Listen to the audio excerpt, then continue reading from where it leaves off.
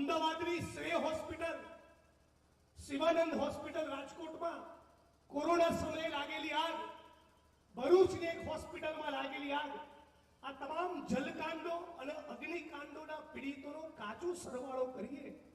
240 લોકો આ ભારતીય જનતા પાર્ટીના ભ્રષ્ટાચારી નેતાઓ, બિઝનેસમેનો અને એમના ચહીતા અધિકારીઓના પાપના કારણે ગુજરાતની જનતાએ કારણ વગર આપણે ગુમાવ્યા છે. અને તમામ પીડિત પરિવારોને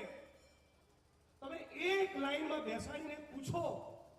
કે તમે જે સ્વજન ગુમાવ્યા, તમે જે સંતાનો ગુમાવ્યા, એ સંતાનો અને સ્વજનોની તમને સોગંદ છે કે તમારા પરિવારજનો તમે જેને ગુમાવ્યા એના સોગંદ ખાઈને કહો કે આ રાજ્યની સરકાર અને પોલીસની તપાસ ઉપર તમને 1% પણ ભરોસો છે?